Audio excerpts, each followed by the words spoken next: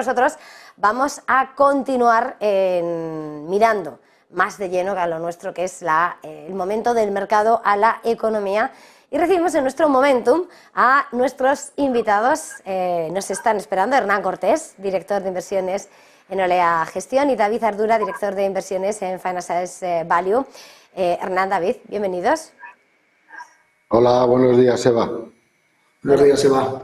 Gracias. Bueno, bienvenidos, sobre todo después de este parón veraniego en el que, bueno, el mercado tampoco es que se haya marchado. Así que creo que es mejor que empecemos por ahí para preguntaros cómo veis, cuál es el diagnóstico que hacéis del mercado una vez que hemos superado este mes de vacacional. David, ¿quieres empezar? Sí, claro, muchas gracias, Eva. Vamos a ver, nosotros lo que vemos es que el mercado sigue con el foco puesto en dos lados, ¿no? Por un lado, la parte de los bancos centrales, qué va a pasar con los tipos, cuando llega la pausa, tanto en el BCE como en la FED.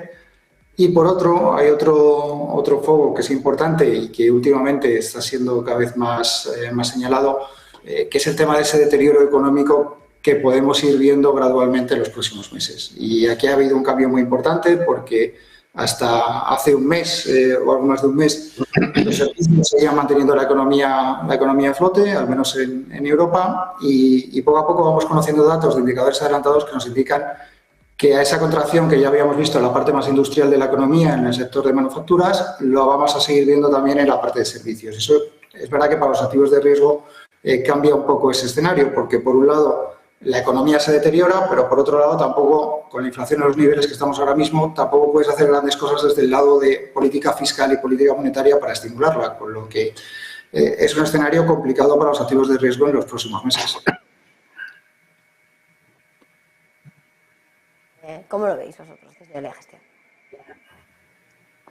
Bueno, sí. Yo veo, como dice David, los últimos datos que están saliendo, especialmente los PMIs y especialmente en Europa, muestran una debilidad bastante importante. Desde luego los PMIs muestran claramente contracción económica para este segundo semestre. Y bueno, es posible que esa recesión que se auguraba el año pasado, que iba a ser en el primer semestre, pues se puede demorar al segundo semestre. En Estados Unidos, los PMIs o los ISM, los índices adelantados de actividad, muestran signos de bastante menor contracción que en Europa, pero en principio es verdad que hay señales que muestran debilidad en ambas regiones.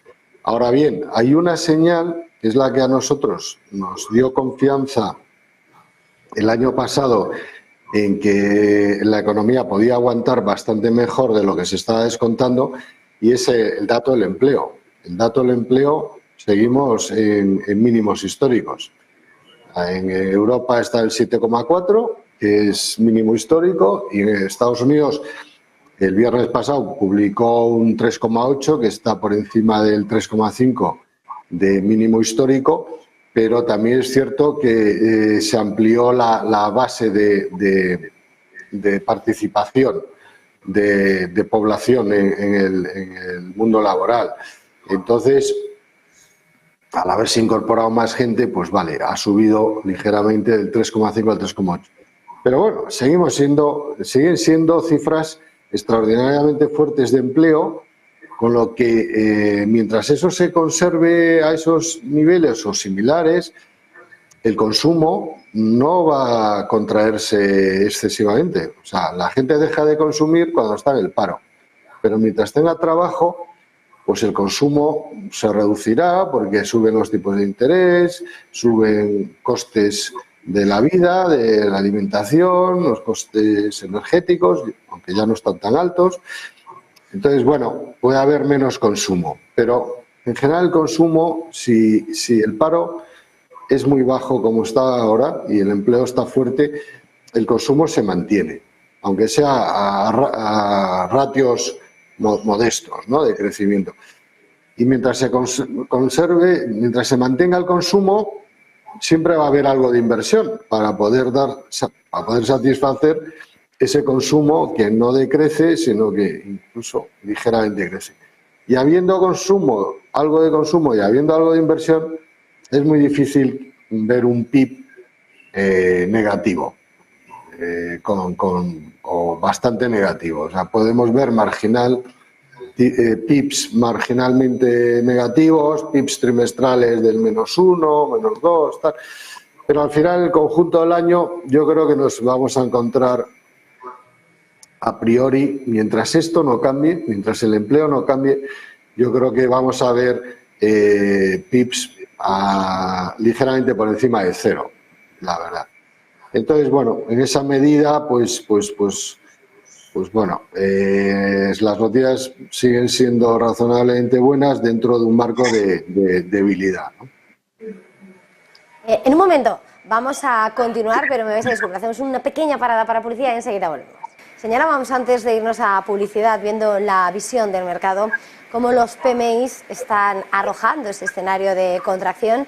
Decía además el economista de las notas de S&P Global que va a ser difícil que Europa la esquive, pero también hemos atendido a otros análisis como lo que hemos visto, que Goldman Sachs reduce su probabilidad de que comience una recesión en Estados Unidos en los próximos 12 meses al 15%. Es por esa causa que estabais diciendo, por esos trabajos que sostienen el consumo. ¿Cómo veis la diferencia en ese punto en cuanto a los dos lados? David, desde Financial Value. Bueno, depende un poco del indicador que mires. Si miras, por ejemplo, en Estados Unidos la inversión de la curva entre el plazo de 3 meses y 10 años prácticamente ha estado dando señales del 100% de probabilidad de recesión. Hay otros indicadores que tienen algo menos. Si los conjuntas todos, pues están en torno al 60%.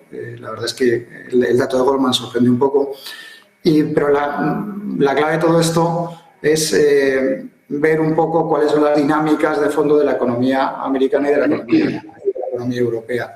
Y en ese lado, la parte que venía sosteniendo el crecimiento económico, tanto en Estados Unidos como en Europa, es la parte que pesa más, que es el sector servicios. En las dos economías pesa más del 70%. Entonces, veníamos viendo cómo la demanda industrial seguía bajando, los indicadores adelantados marcaban contracción, pero la economía se ha mantenido a flote y, como bien decía Hernán antes, con unos niveles de empleo que están en mínimos, en el caso de Estados Unidos, en mínimos históricos. Entonces, la pregunta es qué va a pasar con el consumo. Es decir, si ese consumo se puede ralentizar y puede enviar a la economía americana y también a la economía europea a recesión, porque los PMIs, los indicadores adelantados de la parte de servicios, ya están, en el caso de Europa, por debajo de 50, que indicarían esa contracción en la parte de servicios. Y en ese sentido es muy difícil saberlo. Este fin de semana hemos tenido un ejemplo claro aquí en Madrid con la tormenta. Que decíamos, veíamos que venía la tormenta, pero no hemos sabido predecir exactamente el impacto. Pues con la economía, siendo un poco simplistas, y permíteme el símil, pero pasa algo parecido. Es decir, los mercados han venido descontando que íbamos a tener una recesión a lo largo de finales de este año, principios del año que viene, pero esa recesión no ha aparecido. Y no ha aparecido por lo que decía Hernán, porque los niveles de empleo de desempleo son muy bajos, prácticamente estás en pleno empleo y eso te lleva a que sigues consumiendo.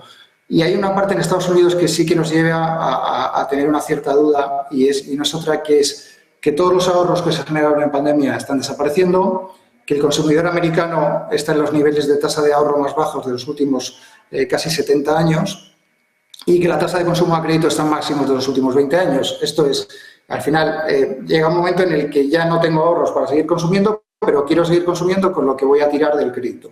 Y ese equilibrio se mantiene siempre y cuando tengas trabajo. ¿No? Lo ha definido antes Hernán muy bien. Entonces, al final, es muy difícil saber cuándo se rompe ese bucle, pero lo que nosotros pensamos es que eso que ha venido descontando en el mercado puede tener un cierto sentido si en algún momento, por lo que sea, la economía está más débil, la inflación hace efecto, los tipos de interés, etcétera, retraen ese consumo y empezamos a ver niveles de paro más altos, ¿no? Es muy difícil saberlo, pero si nosotros tuviéramos que apostar, nuestro escenario sigue siendo que podemos tener una leve recesión en los próximos meses. Vamos a tener que terminar. Hernán, le voy a pedir un poquito más de brevedad. ¿Cómo lo ven desde Olea Gestión? Bueno, la verdad es que las expectativas de recesión yo las pondría un poco más altas que el 15% de Goldman. como decía David, la curva descuenta bastante más. Tampoco creo que vayan a ser tan altas como descuenta la curva.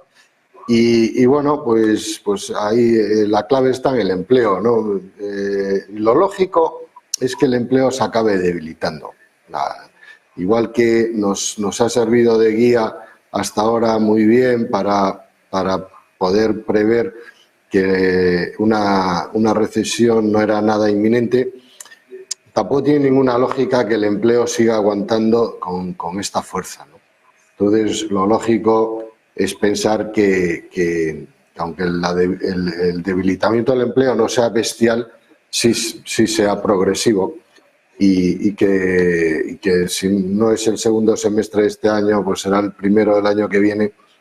Esta subida de tipos de interés de 400 y pico puntos básicos tiene que hacer mella, o sea, al final va a hacer mella. Es muy difícil que la economía pase por encima de una subida tan fuerte sin que salga dañada, ¿no?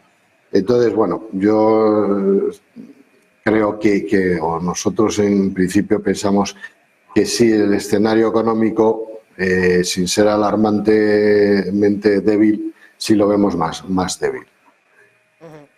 Bueno, radiografía con la que llegamos después de este verano. Os voy a agradecer este tiempo y perdonad la brevedad del día. Hernán Cortés, director de inversiones en Olea Gestión, y David Ardura, director de inversiones en Financial Value. Gracias, feliz jornada, feliz negocio. Gracias, Eva. Muchas gracias, Eva. Hasta luego.